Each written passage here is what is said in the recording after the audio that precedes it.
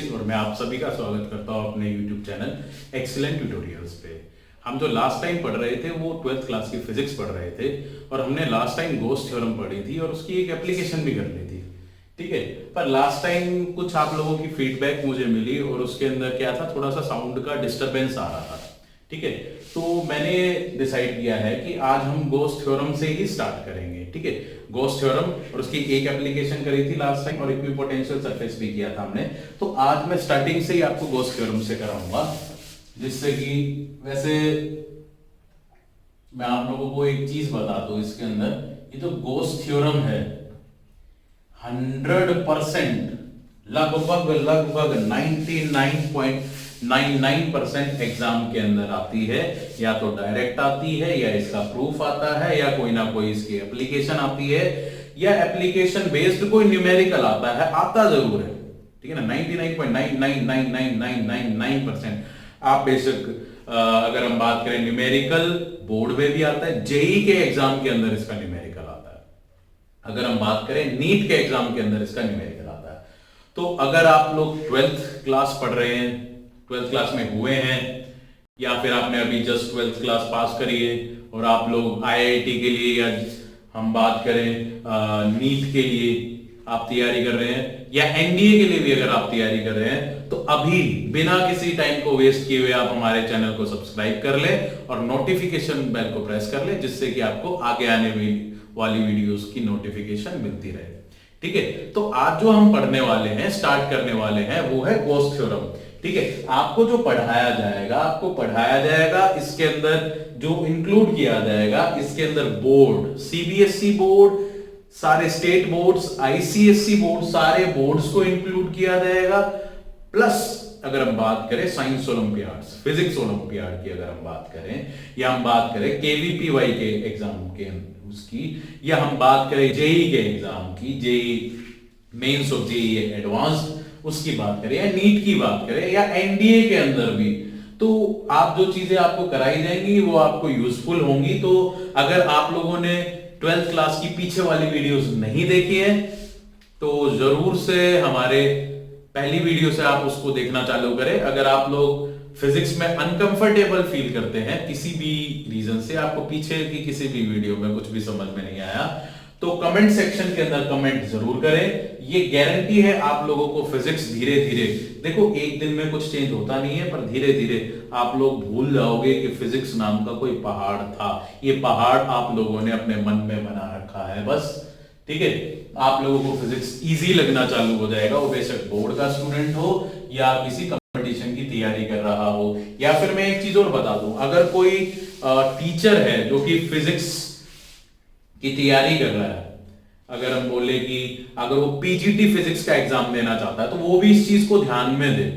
ठीक है, क्योंकि आप बेशक केवीएस का एग्जाम दो, बेशक आप एनवीएस का एग्जाम दो, या कोई और एग्जाम दो, ठीक है, तो आप अगर पीजीटी के लिए तैयारी कर रहे हैं, बेशक पीजीटी के लिए तैयारी कर रहे हैं, तो टीजीटी में जो हायर से हायर लेवल होता है वो पीजीटी के इन क्वेश्चंस का पूछ लिया जाता है। और अगर हम बात करें पीजीटी का, तो पीजीटी के अंदर जो नॉर्मल लेवल रहता है वो ये रहता है, कोई इक्का दुक्का क्वेश्चन जो हायर लेवल का होता है वो जो आपको जेई लेवल का जो कराया जाएगा वो उसमें से आ जाएगा। ठीक है, तो अगर कोई टीचिंग के एग्जाम की भी अगर तैयारी कर रहा है तो वो भी हमारे चैनल को सब्सक्राइब कर सकता है। टीचिंग आपके फिजिक्स की अगर हम बात करें, या हम बात करें केमिस्ट्री की, या अगर बात करें आपका टीजीटी बेस पे मैथमेटिक्स की, तो आप सब्सक्राइब कर सकते हैं चैनल। तो हम बात करेंगे गॉस थ्योरम की। हमने वैसे लास्ट टाइम भी बात करी थी। गॉस थ्योरम क्या कहता था? The surface integral of total electric field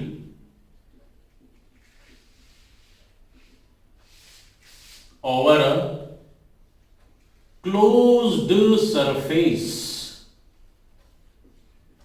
in vacuum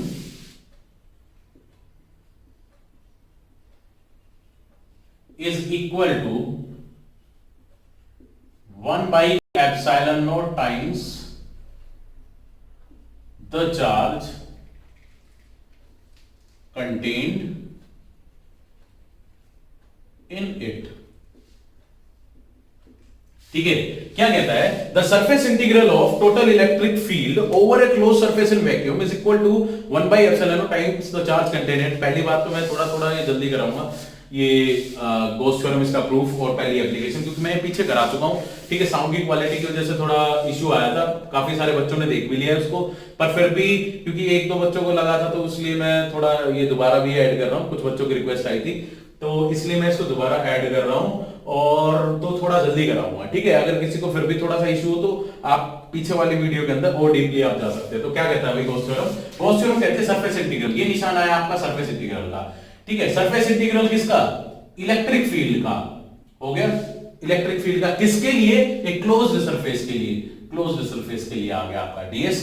तो E डॉट ds का इंटीग्रेशन इज इक्वल टू, देखो क्या कहता है, the surface integral of total electric field over a close surface, इतना हो गया, is equal to 1 by epsilon naught times, 1 by epsilon naught times किसके, चार्ज के, जो चार्ज उसके अंदर है, 1 by epsilon naught times the charge contained in it. तो E डॉट ds का इंटीग्रेशन क्या होगा, Q अपॉन में एप्सिलॉन नॉट के बराबर होगा। हम सपोज करते हैं ये स्फीयर है, इसका रेडियस r है और कोई भी ये हमने सरफेस कंसीडर कर लिया ds, इसके परपेंडिकुलर लास्ट टाइम हमने बात करी थी एरिया वेक्टर की, एरिया वेक्टर को हम n कैप से डिटरमाइन करते हैं। मैं फिर भी बता दूं, लास्ट टाइम में जिसको मान लो वीडियो ऑडियो क्वालिटी से इशू हुई हो तो उसको मैं फिर से जल्दी से बता देता हूं। एरिया वेक्टर क्या होता है, एक ऐसा वेक्टर होता है, क्योंकि एरिया स्केलर क्वांटिटी होती है, हमें वेक्टर के अंदर इसकी जरूरत होती है, तो हमें एक स्पेशल से वेक्टर बनाना पड़ा which is known as area vector, और जो कि मैग्नीट्यूड के अंदर आपका किसके बारे में बताता है, मैग्नीट्यूड में तो बताएगा आपके एरिया के बारे में,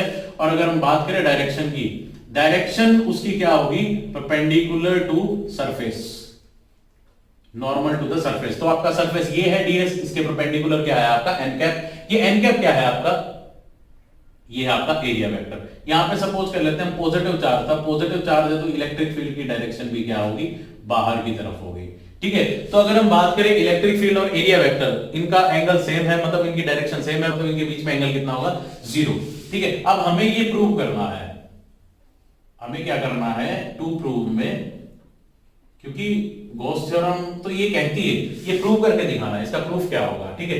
हम लेफ्ट हैंड साइड लेके चलेंगे और राइट हैंड साइड के इक्वल लेके आएंगे, देखना E इंटू ds का इंटीग्रेशन, देखो E डॉट ds है तो वेक्टर आ गया E into N cap ds cos theta. E और ds में एंगल कितना है, ये एन कैप के अंदर, एन कैप और E के अंदर एंगल है आपका 0 डिग्री, कोस 0 डिग्री, ठीक है। अब इसको अगर मैं सॉल्व करूंगा तो एन कैप की वैल्यू तो 1 है, कोस 0 की वैल्यू भी क्या होती है 1, तो ये आ गया surface integral of E into ds सीधा। अब इसको मैं लिख सकता हूं, E की वैल्यू क्या होती है, Q अपॉन में 4 pi epsilon naught r square, ये इलेक्ट्रिक फील्ड इंटेंसिटी की वैल्यू होती है एक पॉइंट चार्ज की वजह से, हम पीछे निकाला है हमने, ठीक है। अब इनटू इंटीग्रेशन ऑफ ds।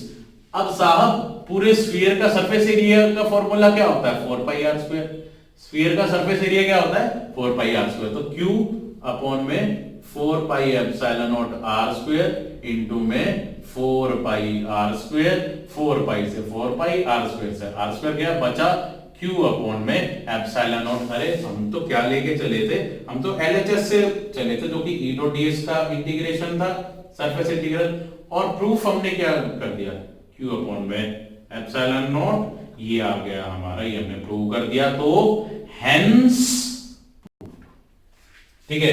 तो ये गॉस थ्योरम का ये प्रूफ था, ये हमने गॉस थ्योरम को प्रूव किया है, ठीक है, ये गॉस थ्योरम का प्रूफ था, ठीक है। तो गॉस थ्योरम क्या कहती थी, the surface integral of total electric field over a close surface in vacuum is equal to 1 by epsilon naught times the charge contained in, या फिर हम बोल सकते हैं ये जो surface integral of electric field over a close surface, ये जो E डॉट ds का इंटीग्रेशन, ये किसके बराबर होता है, ये इलेक्ट्रिक फ्लक्स के बराबर होता है, phi E के बराबर होता है। ये भी हमने कल ही किया था, क्या किया था हमने, इलेक्ट्रिक फ्लक्स। जल्दी से मैं इसके बारे में भी बता देता हूं, देखो मैं आपको बीच बीच में से, जैसे मैंने ये चालू किया इसी में ही, अगर किसी ने पीछे वाली वीडियो नहीं देखी है तो मैं इसी के अंदर मैं आपको कुछ चीजें एक्सप्लेन कर रहा हूं। अगर मैं स्टार्टिंग से टॉपिक लेके चलता तो टाइम बहुत ज्यादा लग जाता, एक वीडियो टोटल रिपीट और फिर ऐसे मजा भी नहीं आता, ठीक है। तो इलेक्ट्रिक फ्लक्स क्या होता है, total electric field lines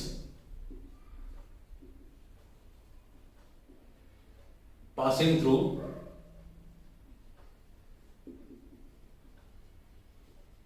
given area, या the number of electric field lines given passing through given area, जितनी electric field line given area में पास हो रही है। तो इलेक्ट्रिक फील्ड लाइन, अगर इलेक्ट्रिक फील्ड ज्यादा होगा तो फ्लक्स ज्यादा होगा, नॉर्मल सी बात है। एरिया की भी बात करें तो डीएस एरिया के भी डायरेक्टली प्रोपोर्शनल है। इसका क्या होगा, एरिया क्योंकि हमने छोटा एरिया लिया तो इंटीग्रेट करना पड़ेगा, सरफेस इंटीग्रल। डॉट प्रोडक्ट इसलिए लिया है क्योंकि डॉट प्रोडक्ट का रिजल्ट, इसका रिजल्ट क्या आएगा, E into N cap into ds into cos theta का सरफेस इंटीग्रल। ये डीएस का इंटीग्रेशन, एन कैप केवल यूनिट वेक्टर है, डायरेक्शन के बारे में बताता है, इसकी वैल्यू 1 है। तो ई डीएस के बीच में जो एंगल है आपका वो आ गया आपका कोस थीटा, ई डीएस कोस थीटा। अब कोस थीटा किस लिए होता है, मान लो अगर 90 डिग्री का, देखो आपका ये एरिया है, एरिया वेक्टर इसके परपेंडिकुलर है, ऐसे इलेक्ट्रिक फील्ड भी ऐसे, तो इलेक्ट्रिक फील्ड की डायरेक्शन भी ऐसे, एरिया वेक्टर भी ऐसे, तो दोनों के बीच में एंगल 0, दोनों के बीच में एंगल 0, तो सारी इलेक्ट्रिक फील्ड लाइन इससे पास करेंगी। कहने का मतलब जिस टाइम पे दोनों के बीच में एंगल 0, उस टाइम पे आपका ये क्या होगा, इलेक्ट्रिक फील्ड लाइन ज्यादा से ज्यादा पास करेंगे, उस टाइम पे हम बोल सकते हैं इलेक्ट्रिक फ्लक्स मैक्सिमम होगा। इलेक्ट्रिक फ्लक्स मैक्सिमम कब है, जब एंगल कितना है, 0 डिग्री। तो ऐसा कौन सा थीटा है जो कि 0 डिग्री के ऊपर मैक्सिमम होता है, ऐसा थीटा है cos theta. The value of cos theta is maximum for 0 degree, hence we can say that it will be the dot product. और अगर मैं इसको ऐसे ले लेता हूं, देखो इलेक्ट्रिक फील्ड की डायरेक्शन ये, एरिया वेक्टर बाहर की तरफ, तो इलेक्ट्रिक फील्ड और एरिया वेक्टर के बीच में एंगल है 90 डिग्री। ऐसा कौन सा वेक्टर है साहब जो 90 डिग्री पे 0 होता है, तो 90 डिग्री पे ऐसा अगर हम बात करें थीटा जो कि 0 होता है, दैट इज कोस थीटा। कोस 90 की वैल्यू क्या होती है आपकी, 0 होती है। तो हमारा ये दोनों सिचुएशन को सेटिस्फाई कर दिया, ये मैक्सिमम को भी और हम बोले 0 को भी सेटिस्फाई कर दिया। तो इसलिए हमने यहां पे डॉट प्रोडक्ट लिया है, because the outcome of dot product is, suppose we are taking E dot ds का, ई डॉट डीएस इसका surface integral, that will mean the surface integral of E ds cos theta. Here cos theta is for the dot product, as electric flux is denoted by letter phi E, which is equal to E dot ds का surface integral, as it is the dot product, and dot product is also known as scalar product. So electric flux is a scalar quantity. क्योंकि E dot ds का surface integral हमने लिया है, dot product है, dot product जो होता है आपका स्केलर प्रोडक्ट भी कहते हैं। स्केलर प्रोडक्ट है तो इसके बाद में जो रिजल्ट आता है विच इज स्केलर क्वांटिटी। तो हमारा क्या है, क्योंकि फाई ई ये डॉट प्रोडक्ट के बराबर है, तो ये भी क्या हो गया आपकी स्केलर क्वांटिटी होगी, ठीक है। तो ये भी हमने लास्ट टाइम पढ़ दिया था, ठीक है। अब आगे गॉस थ्योरम की एक एप्लीकेशन और कर ली थी, जल्दी से उसको और कर लेते हैं जल्दी से। अगर किसी ने ये वीडियो देख ली थी तो उसके लिए रिवीजन हो जाएगा, कोई इशू वाली बात नहीं है। ऐसा नहीं है कि आपका टाइम वेस्ट होगा, नहीं, टाइम वेस्ट नहीं होने वाला। अब हमें इलेक्ट्रिक फील्ड इंटेंसिटी निकालनी है due to a long uniformly charged wire. हमारे पास क्या है, एक बड़ी लंबी यूनिफॉर्मली चार्ज्ड वायर है, ये है हमारे पास एक बड़ी लंबी यूनिफॉर्मली चार्ज्ड वायर है। ये हम गॉस थ्योरम की एप्लीकेशन पढ़ रहे हैं। तो गॉस थ्योरम कहती थी क्लोज सरफेस, गॉस थ्योरम जो लगती थी वो सिर्फ क्लोज सरफेस पे लगती थी, और क्लोज्ड सरफेस हम कंसीडर करते थे, क्लोज सरफेस जो कंसीडर करते थे उसको गॉसियन सरफेस कहते थे, ठीक है। अब यहां पे गॉस थ्योरम लगानी पड़ेगी, तो गॉस थ्योरम के लिए क्लोज सरफेस लेना पड़ेगा। एक तार है, उसके चारों तरफ क्लोज सरफेस क्या बनेगा, सिलेंडर, ऐसे ही तो बनेगा ना। ये आपका क्या बना, इसके चारों तरफ क्लोज सरफेस सिलेंड्रिकल, ठीक है। तो अब हमें क्या निकालना है, इलेक्ट्रिक फील्ड इंटेंसिटी निकालनी है इस यूनिफॉर्मली चार्ज वायर की। मैंने इसके ऊपर पॉजिटिव चार्ज माना है, तो इसकी वजह से इलेक्ट्रिक फील्ड की डायरेक्शन इस टाइप से होगी ना भाई, ऐसे होगी, ठीक है। अब मैं क्या ले रहा हूं, इधर वाले को मैं कह रहा हूं ये सरफेस 1 है, ये आपका कर्व्ड वाला पार्ट जो, देखो ये सिलेंडर है, सिलेंडर के इधर वाला जो पोर्शन होता है ना, ऊपर और नीचे वाला, वो हमने एक तो सरफेस 1 ले लिया, और ये मान लो ऊपर वाला, ये नीचे वाला, इसको सरफेस 3 ले लिया, और बीच वाला जो घुमा हुआ जो पोर्शन होता है उसको क्या ले लिया हमने, 2 ले लिया। हम सपोज करते हैं यहां पे कोई भी एरिया है ds, क्या है आपका एरिया ds, तो यूनिट वेक्टर इसका n कैप क्या होगा, परपेंडिकुलर होता है एरिया वेक्टर। ऐसे ही यहां पे कोई भी एरिया है ds, इसका यूनिट वेक्टर फिर से इधर परपेंडिकुलर होगा कि नहीं होगा। ध्यान दो, ये इलेक्ट्रिक फील्ड की डायरेक्शन, यहां पे ये है, यहां पे ये है, यहां पे ये है, यहां पे ये। बात कहने का मतलब यार सिंपल सी बात है, पॉजिटिव चार्ज से इलेक्ट्रिक फील्ड लाइन की डायरेक्शन बाहर की तरफ होती है, ठीक है। तो ये बाहर की तरफ इधर, बाहर की तरफ इधर, ये बाहर की तरफ। अगर हम ध्यान दें पहले सरफेस पे एरिया वेक्टर और इलेक्ट्रिक फील्ड में एंगल 90 डिग्री, दूसरे तीसरे सरफेस के लिए भी इलेक्ट्रिक फील्ड और एरिया वेक्टर में एंगल क्या है 90 डिग्री। तो मैं बात करूं for first and third surface, E dot ds का integration is equal to surface integral of E n cap ds cos 90 degree, ये लिख सकता हूं मैं, क्योंकि 90 डिग्री है दोनों के बीच में एंगल, पहले के लिए भी तीसरे के लिए भी। आप दो बार लिख देना फॉर 1 सेकंड, ठीक है। तो cos 90 की वैल्यू होती है 0, तो ये आ गया 0। तो पहले और तीसरे की वजह से इलेक्ट्रिक फील्ड आया साहब 0, ठीक है। अब बचा एक ही सरफेस हुआ है दूसरे वाला, ये दूसरे वाला।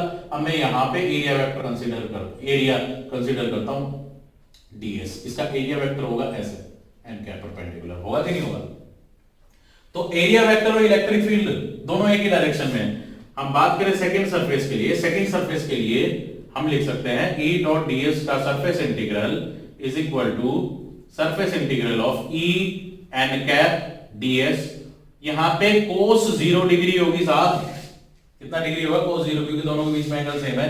ये किसके बराबर होता है q by epsilon not. Gauss theorem कहती है, मैं थोड़ी कह रहा हूं, गॉस थ्योरम ने कही है, मैं तो अपने आप ही बोलूंगा, गॉस जो बोल गया तो बोलना पड़ेगा, क्योंकि सही बात बोली उसने, ठीक है।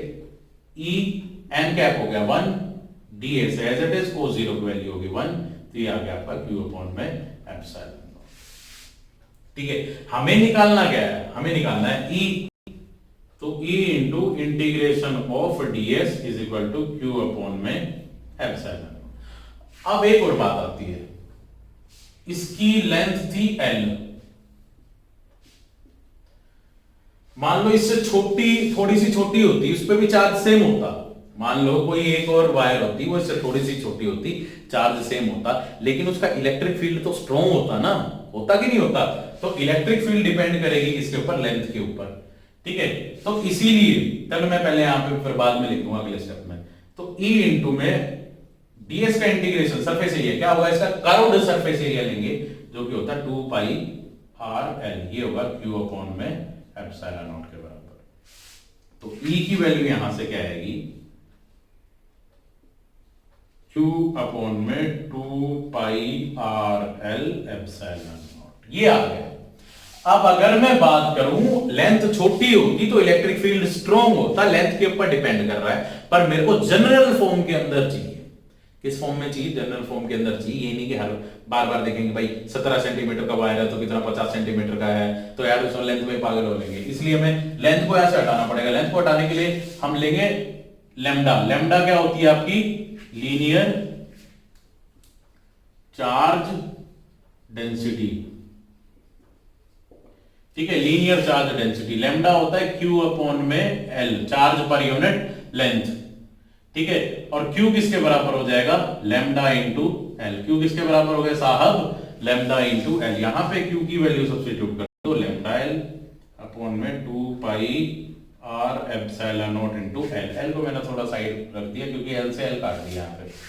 तो ये वैल्यू आई लैम्डा अपॉन में 2 पाई एप्सिलॉन नॉट r, ये क्या है आपका E, ठीक है ना। ये आपका R था, डिस्टेंस था, रेडियस था।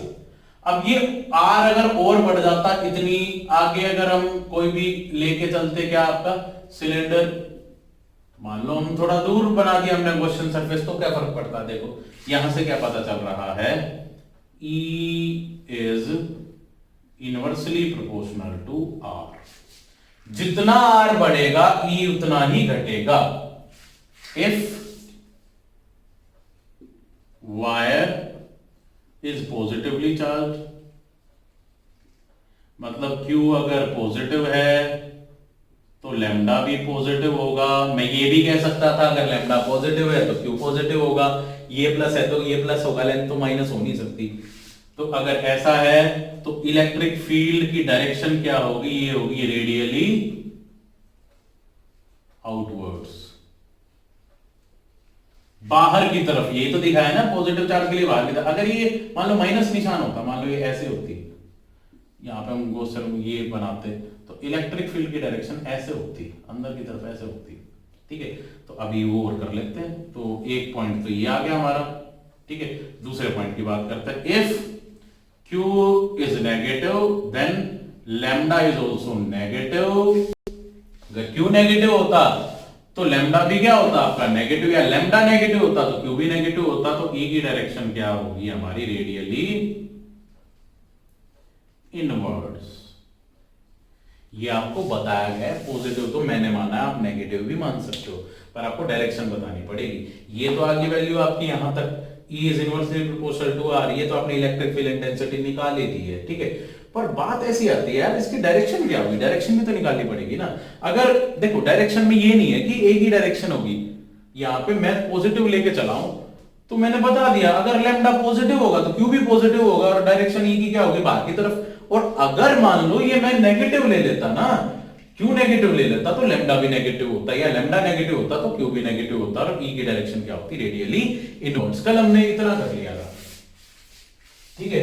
तो जल्दी जल्दी मैंने आपको बता दिया, आई होप आपको समझ में आ गया होगा। अगर किसी को कल कुछ समझ में नहीं आया होगा तो हो सकता है आज भी कोई पॉइंट समझ में आ गया हो, कल से कुछ ना कुछ एक्स्ट्रा।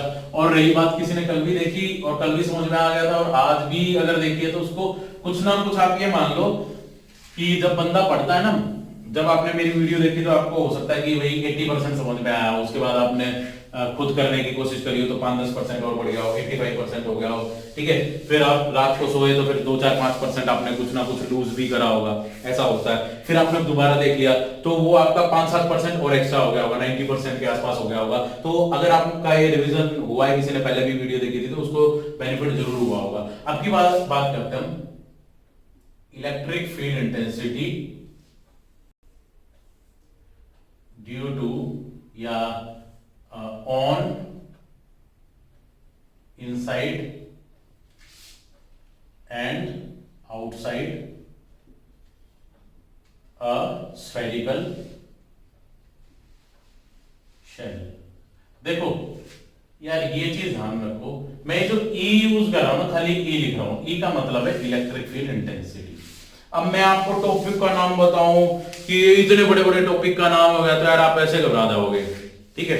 ये सीधी सी बात है, हमें E निकालना है। कहां पे, ऑन मतलब उस जगह पे, और इनसाइड उसके अंदर, और आउटसाइड मतलब उसके ऊपर, उसके अंदर, उसके बाद। अब बात आती है उसके क्या है, उसके यहां पे स्फेरिकल शेल। तो हमारे पास क्या है, एक स्फेरिकल शेल है।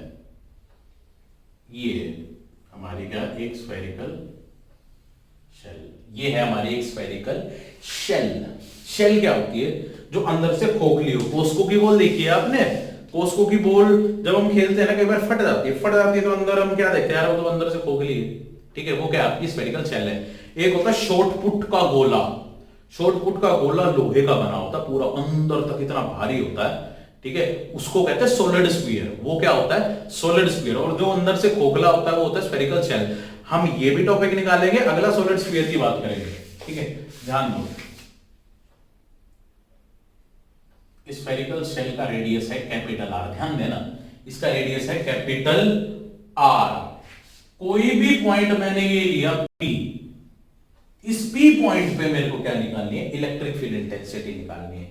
ये भी एप्लीकेशन है गॉस थ्योरम की। देखो तो हम क्या करेंगे भाई साहब, गॉस थ्योरम लगानी है तो सबसे पहले क्लोज्ड सरफेस लेना पड़ेगा, या हम बोले गॉसियन सरफेस कंसीडर करना पड़ेगा। तो ये हो गया गॉसियन सरफेस, जो कि स्फेरिकल बनेगा, जो कि स्फीयर बनेगा। और ये जो गॉसियन सरफेस बनेगा इसका रेडियस है स्मॉल आर। क्या है, स्मॉल आर, समझे। तो मैं गॉस थ्योरम लगा देता हूं, सिंपल सी बात है। E डॉट ds इसका surface integral is equal to Q upon में एप्सिलॉन नॉट होता है अकॉर्डिंग टू गॉस थ्योरम, ठीक है।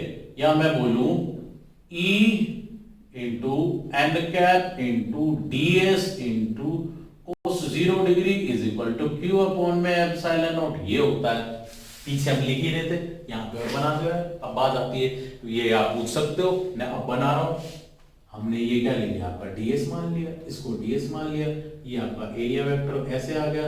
पॉजिटिवली चार्ज है तो E की भी डायरेक्शन बाहर की तरफ आएगी, आएगी कि नहीं आएगी। इसको हम देखो पॉजिटिव चार्ज लेके कंसीडर करके चलेंगे सारी चीज। तो E की भी डायरेक्शन सेम, n की भी ds की भी डायरेक्शन सेम। ds का जो आपका यूनिट वेक्टर है n कैप, उसकी डायरेक्शन सेम। तो यहाँ पे cos 0 हो जाए, cos 0 की वैल्यू क्या होती है 1। तो E इंटू ds का integration is equal to Q upon में एप्सिलॉन नॉट। यहाँ पे E into integration of ds बराबर है Q अपॉन एप्सिलॉन नॉट, और ds का इंटीग्रेशन आएगा 4 पाई इंटू स्मॉल r का square is equal to Q upon epsilon naught, which is equal to E की वैल्यू क्या आ जाएगी, Q अपॉन में 4 pi epsilon naught r square. E की वैल्यू क्या है, Q अपॉन में 4 pi epsilon naught r square. मतलब इसके लिए तो बाहर कोई भी पॉइंट आएगा, पॉइंट चार्ज की तरह बिहेव कर रहा है, पॉइंट चार्ज के लिए भी तो यही आता है। ठीक है, देखो अगर मैंने, देखो ये जो हम निकाल रहे हैं, ये तो पॉइंट लिया ना हमने P, अभी ये था आउटसाइड द स्फीयर, ये ध्यान रखना, ये हम निकाल रहे थे आउटसाइड द स्फीयर। सिंपल है यार, आउटसाइड द स्फीयर के अंदर तो कोई चीज ही नहीं है, बिल्कुल सिंपल से सिंपल है। क्या था, E डॉट ds का integration is equal to Q upon में एप्सिलॉन नॉट, तो डॉट हटाने के लिए n कैप और cos 0 डिग्री, क्योंकि दोनों का एंगल सेम है, cos 0 की वैल्यू 1, n कैप 1 ही है आपका। ठीक है, E ds का integration is equal to Q upon epsilon naught, ds का इंटीग्रेशन जो कि आपका 4 पाई r स्क्वायर है, तो E की वैल्यू आ गई Q अपॉन में 4 pi epsilon naught r square. तो मैं ये कह सकता हूं outside the spherical shell E is inversely proportional to r square। बोल सकता हूं कि नहीं बोल सकता भाई, बिल्कुल बोल सकता हूं। अब मैं बात करूंगा इनसाइड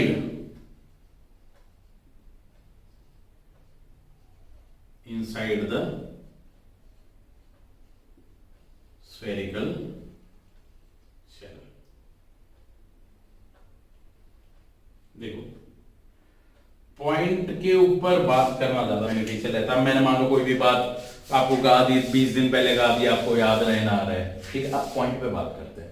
देखो चार्ज की एक प्रॉपर्टी होती है, चार्ज की एक प्रॉपर्टी होती है, charge always resides on outer surface. Charge हमेशा कहां पे रिजाइड करता है, आउटर सरफेस। रिजाइड का होता है रहता है, चार्ज हमेशा कहां पे रहता है, आउटर सरफेस। तो ये एक शेल है, तो चार्ज तो भाई अंदर से खोखला है ना, ये तो खोखला, हवा में चार्ज थोड़ी आएगा, इतना तो समझते हो यार आप लोग भी। हवा में चार्ज आएगा क्या, नहीं आएगा, नहीं आएगा ना। देखो ये अंदर से खोखला है, हवा है, मैं कोई भी पॉइंट अब की बार P ये ले लेता हूं, तो यहां पे भी एक क्लोज सरफेस मानना पड़ेगा, क्वेश्चन सरफेस। अब की बार R मान लेते हैं, ये छोटे वाला, ठीक है ना, इसका जो रेडियस होगा उसको छोटा r मान लेते हैं अब की बार। ठीक है, तो अंदर देखो क्या है, चार्ज तो यार सरफेस पे ही होगा ना, चार्ज की प्रॉपर्टी होती है चार्ज सरफेस पे होगा, हवा में नहीं होगा। चार्ज हवा में होगा क्या, होता है हवा में चार्ज, नहीं होगा, इस सरफेस पे होगा। अंदर चार्ज है, नहीं है। तो इनसाइड स्फेरिकल शेल अगर हम बात करें, it is the property of charge that charge resides on outer surface। तो चार्ज की क्या प्रॉपर्टी है साहब, चार्ज हमेशा आउटर सरफेस के ऊपर रहता है। तो मैं बोलूं E डॉट ds का इंटीग्रेशन जो कि Q अपॉन एप्सिलॉन नॉट होता है, मैं खोल दूं E into n cap into ds equal cos 0, भाड़ में गया, क्यों करूं, यहां पे चार्ज आउटर सरफेस पे होता है, तो मैं बोलूं so inside the spherical shell Q कितना होगा, 0। इनसाइड स्फेरिकल शेल Q 0 होगा, Q की वैल्यू पुट कर दो, तो E की वैल्यू कितनी हो जाएगी, 0। तो E0 कहां होगा, E0 होगा इनसाइड द स्फेरिकल शेल। क्यों होगा, क्योंकि चार्ज की प्रॉपर्टी होती है that charge resides on outer surface, बाहर वाले सरफेस पे होगा, हवा में नहीं होगा, वैक्यूम में नहीं होगा। ठीक है ना, चार्ज की प्रॉपर्टी होती है it resides on outer surface, and by that property of charge that it resides on outer surface, so the value of electric field intensity inside the spherical shell will be 0।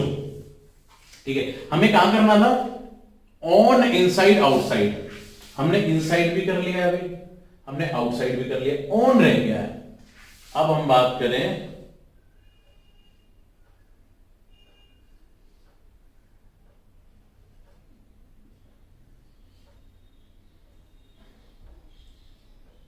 at the surface of spherical shell। कर ले बात, करते हैं। ठीक है, अब की बार हम बात करते हैं स्फेरिकल शेल के सरफेस के ऊपर। देखो अब सरफेस पे ये हमने एरिया लिया ds, area vector n cap था ऐसे, इलेक्ट्रिक फील्ड इंटेंसिटी भी थी ऐसे, दोनों के बीच में एंगल था 0, तो surface integral of E dot ds is equal to q upon epsilon naught. तो surface integral of E n cap ds cos 0 degree is equal to q upon epsilon naught. तो surface integral of E into ds is equal to q upon epsilon naught होता है ना ये। अब यार Gauss theorem में मैं थोड़ा सा चेंज करना चाहूंगा, चलो छोड़ो बाद में करेंगे, बाद में बात करेंगे, अब यही चलने दो। ठीक है, E into integration of ds, ds का इंटीग्रेशन आएगा 4 pi to capital R square. ध्यान रखना क्या आएगा, 4 pi to capital R। Capital R का स्क्वायर क्यों लिया है, इसका रेडियस हमने कैपिटल R लिया था, याद रखना रेडियस क्या लिया है कैपिटल R। ये आ गया q अपॉन में एप्सिलॉन नॉट, वैल्यू क्या आएगी E is equal to q upon में 4 pi R square epsilon naught. ठीक है ना। अब लेकिन ये मान लो स्फीयर इतना बड़ा है और ये कितना बड़ा आ गया, दोनों पे चार्ज क्या है q है, तो यार अंतर तो होगा, एक छोटी सी बॉल है एक बड़ी बॉल है, दोनों पे चार्ज सेम है, तो इलेक्ट्रिक फील्ड क्या सेम होगा, नहीं होगा। ठीक है, तो बात है यार यहाँ पे क्या चेंज करें, कर देते हैं, जैसे वहां पे हमने लैम्डा लिया था ना, यहाँ पे लेंगे सिग्मा। सिग्मा क्या होता है आपका, ये होता है सरफेस चार्ज डेंसिटी, और सरफेस चार्ज डेंसिटी की वैल्यू क्या होती है, charge per unit area. Area क्या होता है इसका 4 pi into R square, 4 pi into R square, sphere का surface area 4 pi R square होता है ना। तो आप यहां से अगर बात करें क्यू की वैल्यू निकाल लो, क्या आ जाएगा 4 pi R square into sigma, आ गया ना। यहां पे क्यू की वैल्यू यहां से लेके यहां पे सब्स्टिट्यूट कर दो, तो क्यू की जगह मैं पुट कर देता हूं 4 pi R square into sigma upon में as it is 4 pi R square into epsilon naught. तो 4 पाई आर स्क्वायर से 4 पाई आर स्क्वायर सीधा कट गया, ये आ गया सिग्मा बाई एप्सिलॉन नॉट। क्या है जी, इलेक्ट्रिक फील्ड इंटेंसिटी सरफेस पे सिग्मा बाई एप्सिलॉन नॉट। यार एक चीज यहां से आती है जो मैं आपको कह रहा था, छोटी बॉल बड़ी बॉल चलो जो भी हुआ होगा, अब देखो क्या आर पे डिपेंड कर रहा है, नहीं कर रहा, मतलब रेडियस पे डिपेंड ही नहीं करता। Electric field intensity spherical shell के लिए उसके सरफेस पे उसके रेडियस पे डिपेंड नहीं करती। तो सरफेस पे होगा ना, वहां पे अगर हम इलेक्ट्रिक फील्ड इंटेंसिटी निकालेंगे तो रेडियस पे डिपेंड ही नहीं कर रही। देखो आपके सामने निकाला है मैंने, ठीक है। तो अगर मैं देखो क्या करता हूं, मैं ग्राफ बनाने की कोशिश करता हूं, यहां पे ले लेता हूं मैं डिस्टेंस,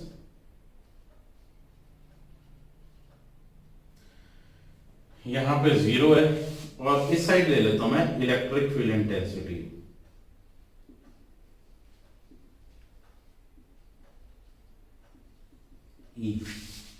ई और इसके बीच में मैं ग्राफ कर, देखो सबसे पहले डिस्टेंस, डिस्टेंस कहां से भाई, सेंटर से है, ये डिस्टेंस है आपका सेंटर से, सेंटर से डिस्टेंस धीरे धीरे बढ़ा, यहां पे 0 होगा, यहां पे भी 0, यहां पे भी 0, यहां पे भी 0, यहां पे भी 0, यहां पे एकदम सरफेस आया, सरफेस पे इसकी कुछ वैल्यू, तो यहां से लेके अगर मैं बात करूं बड़े आर तक, बड़े आर तक तो 0 0 0 0 0 0 0, ई की वैल्यू 0, डिस्टेंस बढ़ता रहा पर ई की वैल्यू तो 0 थी, क्योंकि इनसाइड इलेक्ट्रिक फील्ड क्या होता है 0 होता है, तो 0 प्लॉट करना पड़ेगा मेरे को, इनसाइड क्या होता है 0, एकदम सरफेस पे कुछ वैल्यू है, मान लो सरफेस पे इसकी वैल्यू इतनी थी, कितनी है ये सिग्मा बाई एप्सिलॉन नॉट की, मान लो वैल्यू इतनी थी, सरफेस पे कितनी आई थी सिग्मा बाई एप्सिलॉन नॉट, मान लो इतनी।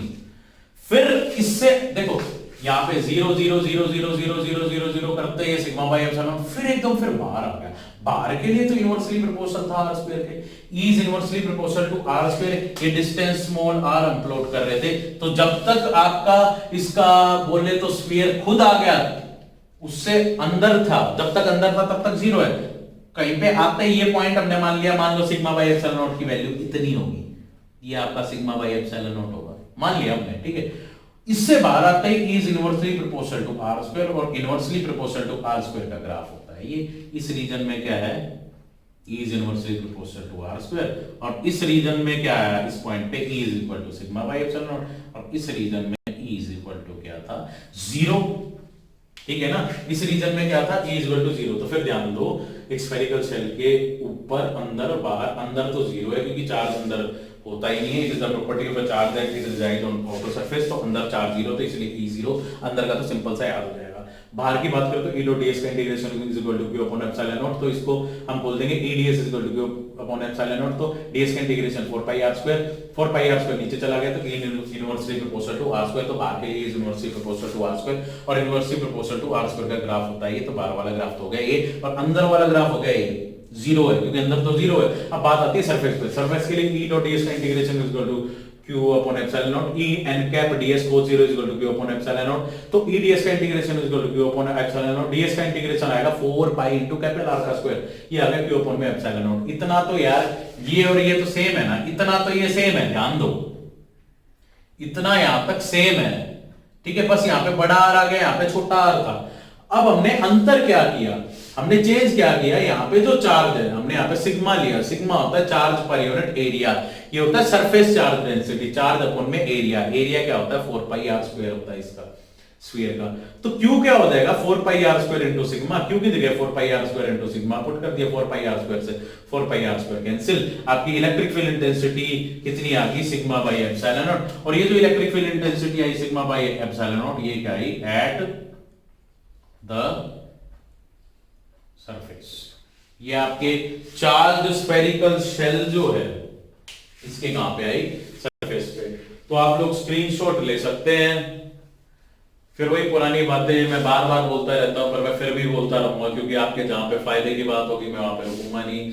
अपने नोट्स जरूर बनाते रहना, ठीक है, साफ साफ क्लियर क्लियर अगर नोट्स बनाओगे, अब जैसे मैंने ये आपको लिख दिया, अगर आपने भी इस टाइप से नोट्स बना रखे तो आपको एकदम इंस्टेंटली क्लियर हो जाएगा, अरे यार इनसाइड वाला 0 है, इसमें जो रीजन है वो आपको क्लियर लिखा हुआ है, आपको एकदम ध्यान आ जाएगा। कल को अगर आप 20 दिन बाद भी उठाते हो ये तो 0 था, ये आपको एकदम ध्यान आ जाएगा।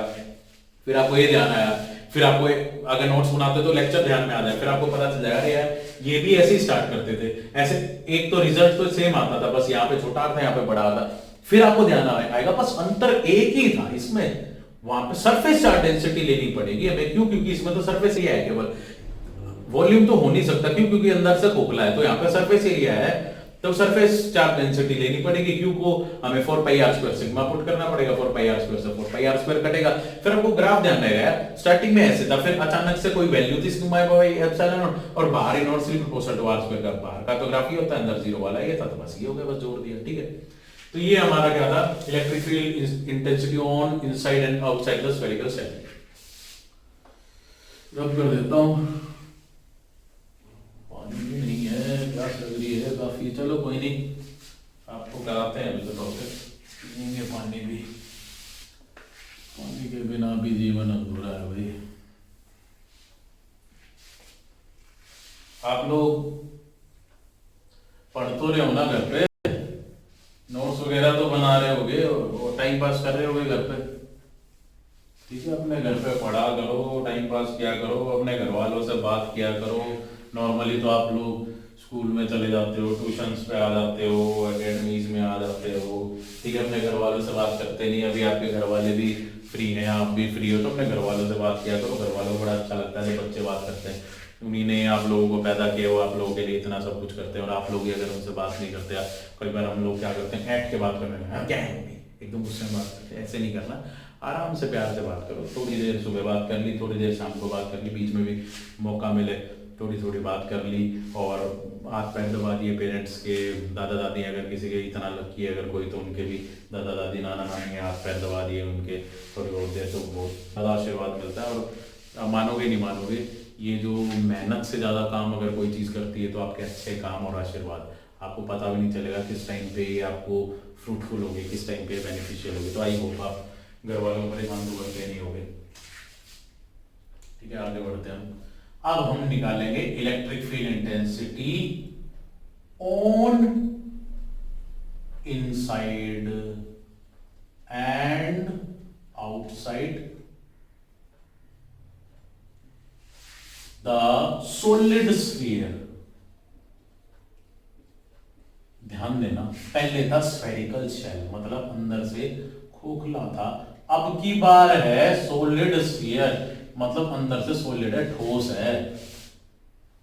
पहले तो हमने क्या कर दिया था, चार्ज की प्रॉपर्टी होती है, आउटर सरफेस पे रहता है, ठीक है चार्ज, तो वो सीधा बाहर अंदर खोखला था, खोखले में चार्ज होगा नहीं, पर अब तो अंदर से सॉलिड है ना साहब, अब तो चार्ज मिलेगा। तो वही ले लेता मैं डायग्राम में से, ये कैपिटल आर ले लिया मैंने, कोई भी पॉइंट बाहर ले लूंगा पी, गॉसियन सरफेस मानना पड़ेगा, मान लेते हैं क्या वो है गॉस थ्योरम की एप्लीकेशन, गॉसियन सरफेस कंसीडर कर लिया, इसको छोटा मान लिया। देखो पहले तो हम निकाल रहे हैं, निकालते रहेंगे, ठीक है। एक चीज ध्यान रखना, आउटसाइड उसका हो चाहे इसका हो, रिजल्ट सेम आएगा। आउटसाइड का रिजल्ट वहां पे भी और यहाँ पे बिल्कुल डिट्टो है, ठीक है। मैं आपको निकालने बैठू ऐसे करूंगा, मतलब यूं आप कितने मोटे मोटे मेरे चश्मे लगा के यूं देख रहे हो या कुछ भी कर रहे हो एक्सरसाइज, वो टेंशन नहीं लेनी। देखो सिंपल सी बात है यार, सिंपल, जो वहां पे आया आपका आउटसाइड वही रिजल्ट भी यहाँ पे आना है, निकाल लेते हैं, तो टेंशन नहीं लेनी। कुछ आउटसाइड द स्फीयर, आउटसाइड आना है सेम, मतलब अगर हम बात करें, मैं 3 पार्ट की बात करनी थी, आउटसाइड तो हमें पता है, पीछे वाला पढ़ लिया, तो मतलब अगर हम बात करें 100% में से 33% तो हमें आता ही है यार, नए टॉपिक में भी। क्या बात है यार, आता है आपको। तो ई डॉट डी एस का integration is equal to Q upon epsilon naught होता है, इसको खोलोगे तो E N cap D S को 0 डिग्री, फिर वही बात, ये आपका डी एस होता, ये एन कैप होता, इलेक्ट्रिक फील्ड इंटेंसिटी बाहर की तरफ होती, ये क्यू अपॉन एप्सिलॉन नॉट के बराबर होता, ये E D S is equal to Q upon epsilon naught होता, ये E into integration of D S which is equal to Q upon epsilon naught होता, E into 4 pi R square, ये Q upon epsilon naught था। पीछे ऐसे ही तो कर रहे थे हम, ई की वैल्यू क्या आई थी, Q upon 4 pi R square epsilon naught, और ये बात थी आउटसाइड की। तो हमने क्या लिखा था, आउटसाइड द स्फेरिकल शेल लिखा था वहां पे, यहाँ पे लिखेंगे आउटसाइड स्फीयर। कैसा sphere, solid sphere, E is inversely proportional to R square outside. कुछ अंतर किया है मैंने, कुछ चेंज किया है, नहीं किया, सेम है। तो पीछे वाला जो किया वो सेम है, अगर पीछे वाले में भी किसी को 1% पीछे वो नहीं आया तो समझ में तो अब आ गया होगा, ठीक है। और मेंटली अगर हम बात करें तो अब हमें तो टेंशन लेनी है, वो 67% पार्ट की लेनी है, ठीक है। 33% तो सेम है यार, कोई एफर्ट डालना ही नहीं पड़ा। अब हम बात करेंगे इनसाइड की। यहां पे इनसाइड के अंदर चार्ज 0 नहीं है, यहां पे चार्ज 0 नहीं है, यहां पे कुछ अलग करना पड़ेगा। देखो E डॉट ds का इंटीग्रेशन क्या होता है, q अपॉन एप्सिलॉन नॉट, लेकिन मैं लूंगा q बाई एप्सिलॉन। याद रखना क्या लेंगे, q बाई एप्सिलॉन लेंगे, क्यों एप्सिलॉन नॉट नहीं ले रहा, मैंने वहां पे लिया था एप्सिलॉन नॉट, क्यों, क्योंकि अंदर से खोखला था कि नहीं था, खोखला था इसलिए लिया था यार। यहाँ पे अंदर खोखला है नहीं, यहाँ पे मीडियम है, तो मीडियम का अपना एप्सिलॉन होगा कि नहीं होगा। हमने जैसे बात की थी यार लास्ट टाइम, ठीक है, डाइलेक्ट्रिक कांस्टेंट की, तो यहाँ पे हम क्या लेंगे, q अपॉन एप्सिलॉन। तो कोई भी पॉइंट हम ये सपोज कर लेते हैं, यहाँ पे ये ले लिया, यहाँ पे ये हो गया छोटा, ये आपका ds है तो ये आ गया आपका n कैप, और ऐसे ही आ गई आपकी e, एंगल फिर से 0 आएगा, इसको खोल लो, e n कैप ds को 0 degree is equal to q upon epsilon. तो e को 0 की वैल्यू 1, n कैप हटना ही है, तो e ds का integration is equal to q upon epsilon. क्या इतना सेम नहीं है, पीछे तक सेम है, देखो 5% और सेम हो गया ना, तो टेंशन लेने की बात नहीं है ना।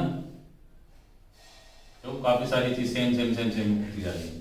अब इसमें देखो आगे बढ़ते हैं, तो ई इंटू इसका इंटीग्रेशन क्या हो जाएगा, डीएस का integration 4 pi into small R का square is equal to Q upon epsilon.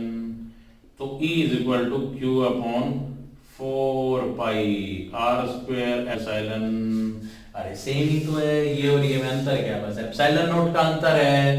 तो बात आती है कि ये पूरा सेम नहीं है यार, इतना सेम है, ठीक है। तो अगले का भी अगर बात करें तो 33% तो आपको आता था। अगला जो था बस उसके अंदर आपको एक एप्सिलॉन याद रखना था, एप्सिलॉन नॉट की जगह 10-15% आपको ये आ गया। मतलब अगर हम बात करें 50% तो आपको टॉपिक पहले वाले से ही आ गया। ये थोड़ा बहुत तो एफर्ट डालो कि नई चीज है, ठीक है। पेपर में आते हैं ये सबसे ज्यादा पीछे वाली, और ये एप्लीकेशन है सबसे ज्यादा आती है, ये ध्यान रखना सबसे ज्यादा आती है बोर्ड के अंदर, ठीक है। अब देखो अंतर क्या है, ये है आपका सोलिड स्फीयर। सोलिड स्फीयर मतलब स्फीयर मतलब अंदर से खोखला नहीं है, अंदर से भरा हुआ है, ठोस है। तो यहाँ पे वॉल्यूम की बात करेंगे, वहां पे हमने सरफेस चार्ज डेंसिटी ली थी, यहाँ पे वॉल्यूम चार्ज डेंसिटी रो लेनी पड़ेगी। ये होता है चार्ज अपॉन में वॉल्यूम। और वॉल्यूम स्फीयर का क्या होता है, 4/3 पाई आर क्यूब। भूल मत जाना, बच्चे भूल जाते हैं 8वीं 9वीं 10वीं तक कर आके वॉल्यूम वॉल्यूम के फॉर्मूले, भूलना मत, ठीक है ना। ये आपके 11th 12th में तो यूज होंगे, आपके कंपटीशन में भी यूज होंगे, ठीक है। लाइफ के अंदर ये बहुत जगह यूज होता है मेंसुरेशन का, समझे। कोई गवर्नमेंट जॉब या कोई और एग्जाम दोगे कल को, ये फॉर्मूला भूलने नहीं है आपने। तो अगर मैंने आपको क्या कहा, रो की वैल्यू यहां से क्या आई, चार्ज अपॉन में वॉल्यूम जो की थी 4/3 पाई आर क्यूब। मेरे को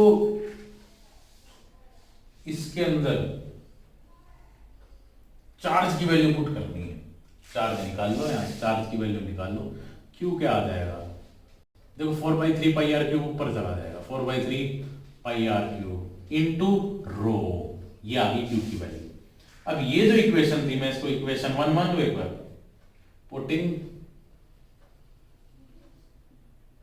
value of Q in equation 1। Equation 1 क्या थी, E is equal to Q upon में 4 पाई आर स्क्वायर एप्सिलॉन।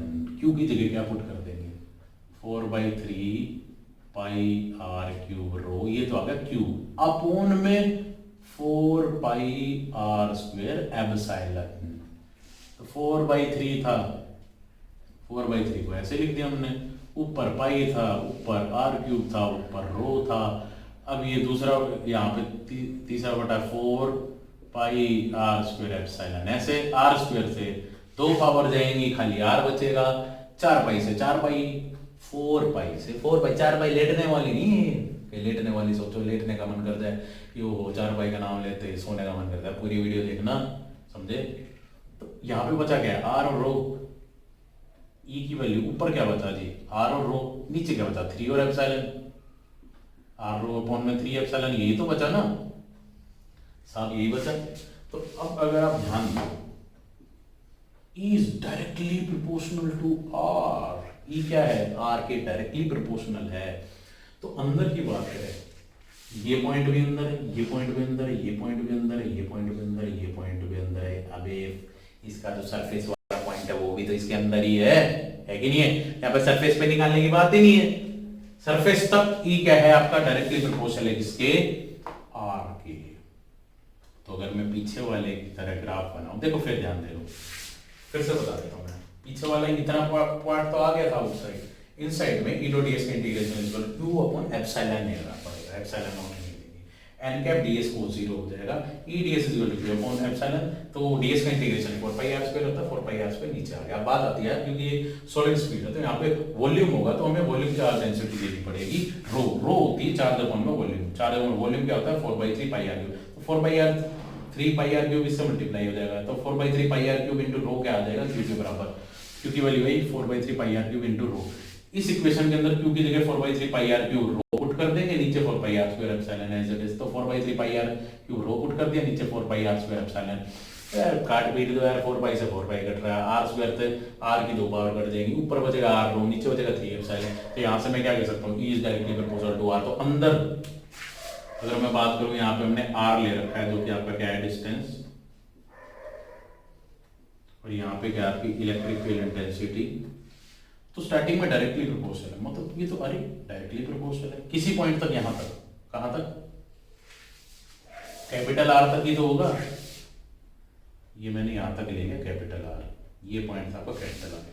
जैसे ही इससे बाहर निकलेगा तो आउटसाइड वाला केस हो गया, जैसे ही आर को क्रॉस किया यहाँ पे तो आउटसाइड वाला केस हो गया। आउटसाइड वाले केस में क्या है, inversely proportional to R square. पहले वाला केस वहां पे भी तो ऐसे ही था, inversely proportional to R square, तो यहाँ पे आ गया E is inversely proportional to R square. ध्यान है उसमें भी तो ऐसे ही था, यहाँ पे बस वहां पे सिग्मा बाई एप्सिलॉन नॉट होता था, और यहाँ पे पीछे वाले केस में 0 होता था, लेकिन यहाँ पे E is directly proportional to R है। ये आ गया इसका ग्राफ, समझे। तो अभी तक जो हमने करी है गॉस थ्योरम, उसका प्रूफ किया, उसकी एक यूनिफॉर्मली चार्ज वायर वाला हमने किया, ठीक है, एप्लीकेशन करी, फिर हमने एक स्फेरिकल शेल वाली एप्लीकेशन करी, फिर सॉलिड स्फीयर लिया।